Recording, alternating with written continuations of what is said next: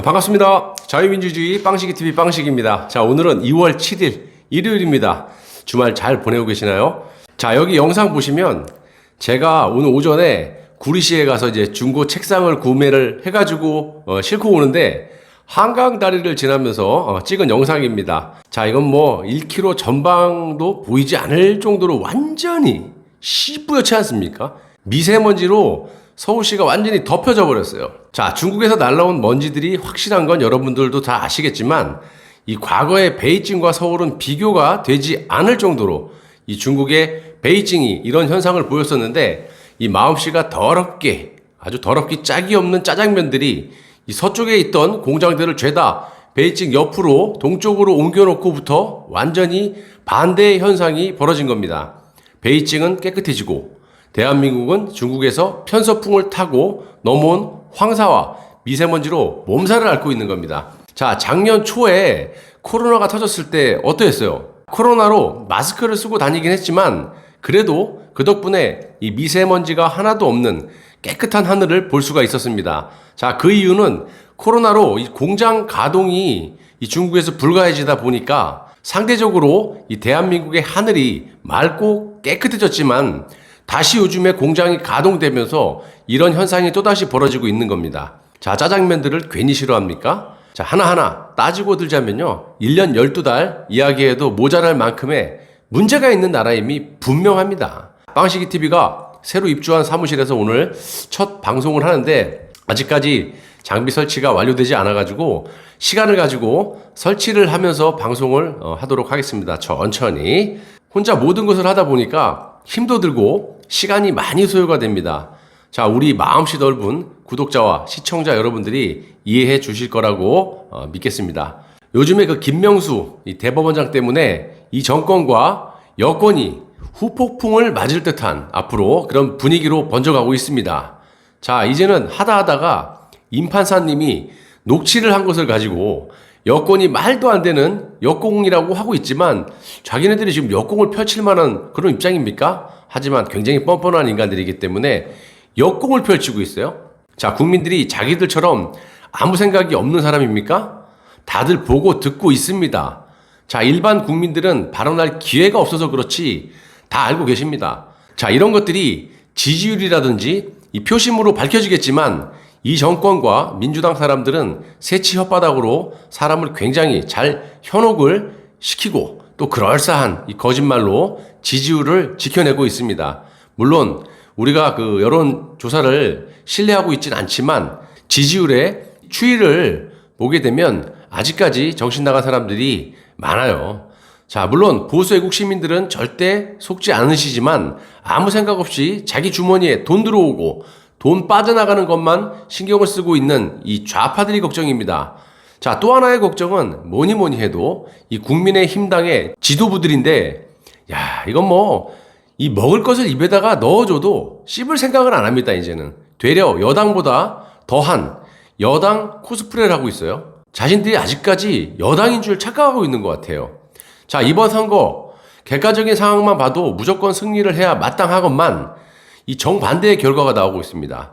자, 선거에 관심이나 있는지 국민의힘당의 이 김종인 할배에게 좀 묻고 싶어집니다. 자, 다시 돌아가서 현 정권과 여권에서 사법부까지 완전히 장악을 하기 위해서 너무 무리수를 둔 것 같은 그런 느낌이 들고요.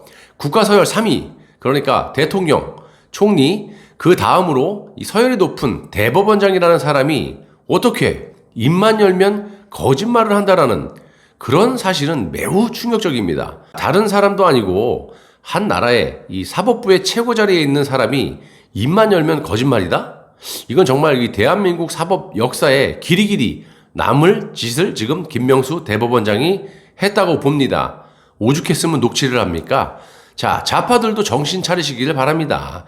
돈 몇 푼 준다고 나라가 북한식으로 변해가고 있는데 딱 잘라서 질문을 제가 하나 던져보면 북한같이 살고 싶습니까? 열이면 열다 아니라고 말을 할 겁니다. 자, 지금 이 문 정권과 운동권, 이 사회주의자들이 정권을 어떻게 꾸려나가고 있습니까, 여러분?